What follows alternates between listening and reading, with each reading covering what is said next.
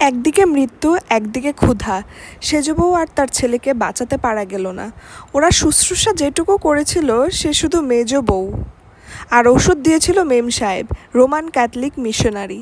মেজ বউ সেজর রোগ শিয়রে সারা রাত জেগে বসে থাকে। কেরোসিনের ডিবে ধোয়া উদ্গীরণ করে করে ক্লান্ত হয়ে নিভে যায়। অন্ধকারে বন্ধুর মতো জাগে একা মেজ বউ, আর পাথরের মতো স্থির হয়ে দেখে কেমন করে একজন মানুষ আর একজন অসহায় মানুষের চোখের সামনে ফুরিয়ে আসে। সেজ বউ তার ললাটে মেজ বউর তপ্ত হাতের স্পর্শ ছোঁয়ায় চকিত হয়ে চোখ খোলে, বলে, এসেছো তুমি? তারপর শিয়রে মেজ বউকে দেখে ক্ষীণ হাসি হেসে বলে, মেজ বউ, তুমি বুঝি তোমার সব ঘুম আমার চোখে ঢেলে দিয়েছ? মেজ বউ নত হয়ে সেজ বউয়ের চোখে চুমু খায়। সেজ বউ মেজ বউয়ের হাতটা বুকের উপর টেনে নিয়ে বলে, মেজ বউ, তুমি কাঁদছো?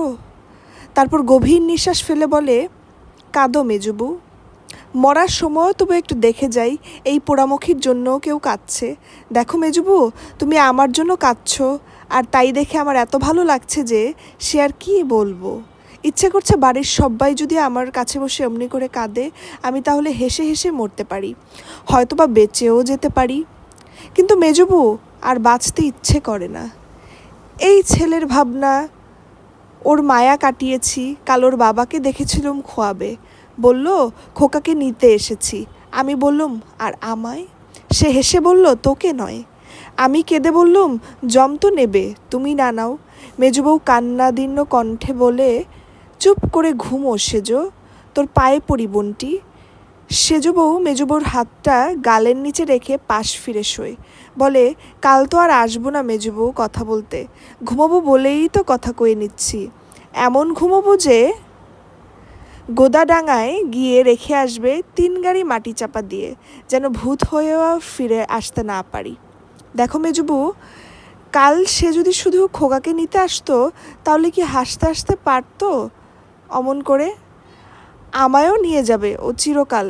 আমার সঙ্গে অমনি দুষ্টুমি করে কথা কয়েছে। আমার মনে আছে মেজ বউ, মরার 8 ঘন্টা আগেও আমায় কেমন করে বলল। আমি বললাম, খুব কষ্ট হচ্ছে তোমার? সে বলল, আমার সামনে তুই যদি এক্ষুনি মরিস, তাহলে আমার মরতে তো কষ্ট হয় না। শিওরে প্রদীপ নিবু নিবু হয়ে আসে। শুধু মেজ বউর চোখ ভরা আকাশের তারার মতো চোখের জল চিকমিক করে। বলে, সেজ, তোর কিছু ইচ্ছে করছে এখন? সেজ ধীর শান্ত স্বরে বলে, কিছু না। আর এখন কোনো কিছু পেতে ইচ্ছে করে না মেজ বউ। কাল পর্যন্ত আমার মনে হয়েছে যদি একটু ভালো খাবার পথ্যি পেতুম, তাহলে হয়তো বেঁচে যেতুম। খোকার মুখে তার মায়ের 2 ফোঁটা দুধ পড়তো। আর তো পাবে না বাচ্চা আমার, বলেই ছেলের গালে চুমু খায়।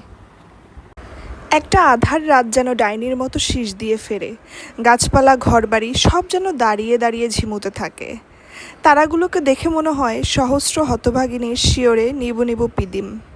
এরই মাঝে মাটির ঘরের মাটির সেজে শুয়ে একটি মানুষ নিপতে থাকে, রিক্ত তৈল মৃত প্রদীপের মতো। তেল ওর ফুরিয়ে গেছে, এখন সলতেতে আগুন ধরছে। ওটুকু ছাই হতে আর বেশি দেরি নেই। সেজ বউ মেজ বউর হাতটা বা বুকে জোরে চেপে বলে, দেখছো মেজ বউ, বুকটা কীরকম ধরফর করছে? একটা পাখিকে ধরে খাঁচায় পুরলে সে যেমন ছটফট করে বেরোবার জন্য, তেমনি না? ওহ, আমার যেন দম আটকে আসছে মেজ বউ। বাইরে কি এতটুকু বাতাসও নেই? মেজ বউ জোরে জোরে পাখা করে। সেজ বউ মেজ বউর পাখা সমেত হাতটা চেপে ধরে বলে, থাক থাক, ও বাতাস কি আর কুলোয় মেজ বউ? সব সইতো আমার। সে যদি পাশে বসে থাকতো, আমি চলে যাচ্ছি দেখে সে খুব করে কাঁদতো। তার চোখের পানিতে আমার মুখ যেত ভেসে।